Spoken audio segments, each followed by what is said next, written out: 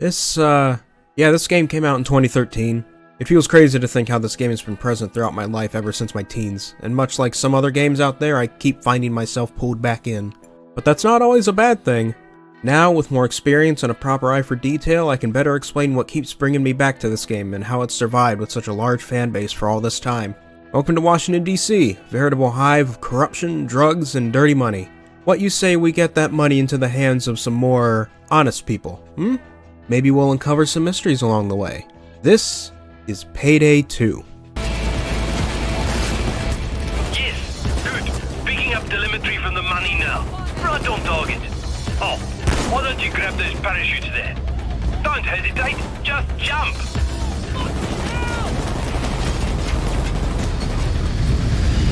Let's go!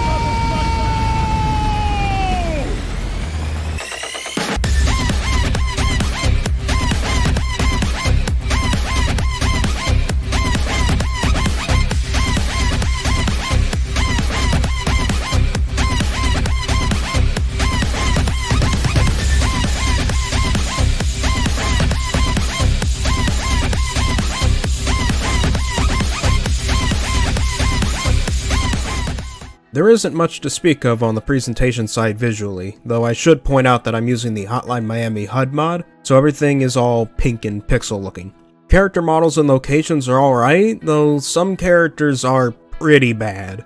Looking at you, H3 crossover. The lighting is also weird, seeing as this game runs on the diesel engine, which is being pushed to its limits here. But thankfully, Payday 3 has actually been confirmed to run on Unreal instead as I'm writing this, so hopefully that fixes a few things in the future. When it comes to equipment, guns look alright, though certain mods can make them look absolutely disgusting.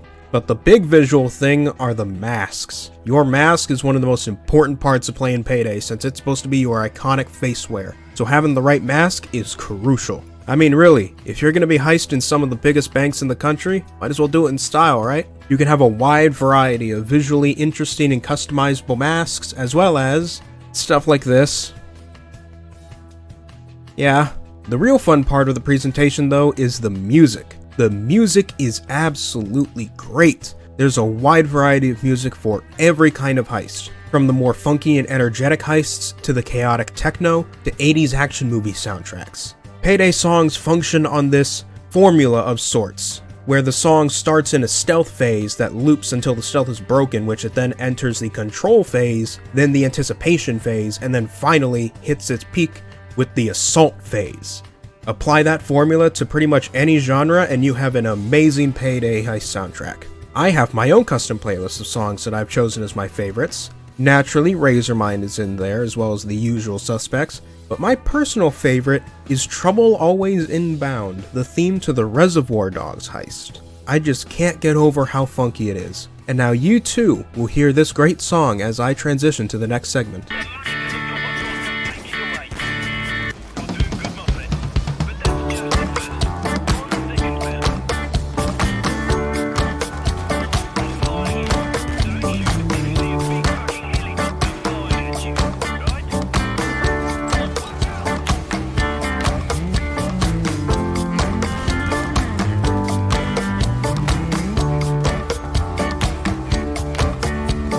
The story is definitely something. It's actually what brought me back after I dropped off in 2015. A series of videos detailing the story of the game got recommended to me and I was shocked. This story got real crazy after I left. You play as the titular Payday gang, led by the enigmatic Bane who runs CrimeNet. Your story starts off with you robbing banks and stores and the like in the Washington, D.C. area to establish yourselves after having left New York, with Bane also wanting to expose the system a little bit on the side. But as things develop, Bane gets obsessed with this mysterious book and a collection of ancient artifacts, and soon enough the story goes from the gang getting rich through heists to slowly recruiting more and more people from original heisters like the Croat Dragon or the Irish Clover, to many crossover heisters like Jacket from Hotline Miami, Jimmy from Hardcore Henry, and John Wick from John Wick. All while they begin to combat the efforts of an ancient secret society led by Nephilim trying to take over the world through ancient alchemical alien technology. Yes, it's stupid, and yes, I enjoy it very much. You really crashed it good! On the ground! Hit the floor! Down! See if you can get him out of the van. guys, or let the cops kill you all! We'll try to smoke him out. Find some gasoline. But, of course, the most important part of Payday is the gameplay. And boy, is it fun. The original Payday was more of a tactical FPS of sorts where you had limited resources against a much stronger enemy horde, but here it's almost the opposite. With all the weapons, equipment, skills, and perks combined, you can either be a stealth master heisting military compounds with no effort, or you can be a madman with massive guns wiping out countless numbers of enemies while chugging hard liquor to make the pain go away. It's pretty crazy, but that's why I like it. There's way more to it, but that's the general gameplay loop. The game can get pretty weird and annoying in the details though. The diesel engine is clearly being pushed to its limits with this game. It also makes stealth horrible. The game lacks a lot of fundamental features most stealth games have, like being able to track lines of sight, having better vantage points to monitor guards, using noise to your advantage, distracting guards, etc.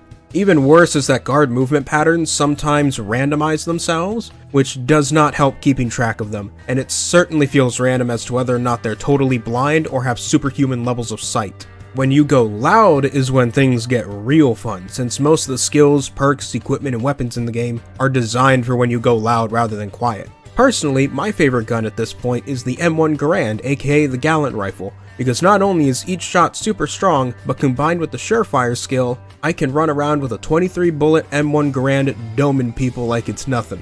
Assuming I can aim correctly. But even with strong guns, you'll still need to be on the lookout for the special enemies. The enemies go from basic SWAT to armored SWAT to FBI to armored FBI, etc. And scattered in amongst them are specialized enemies.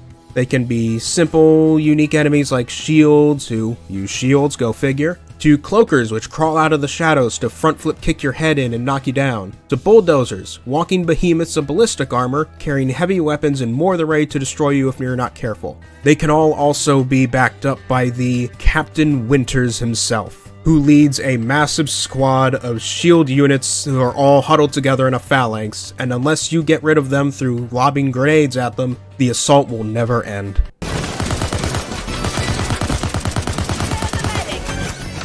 Alright, next ingredient. Muriatic acid. I'm 86% sure. Captain is on the ground! Luke is down.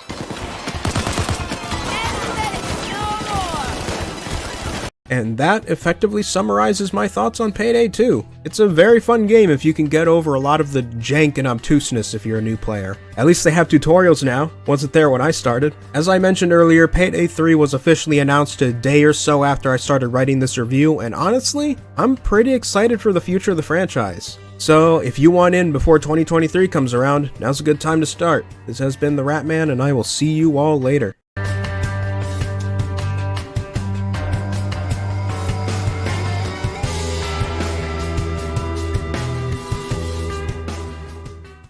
And lastly, a special thank you shout out to my Patreon.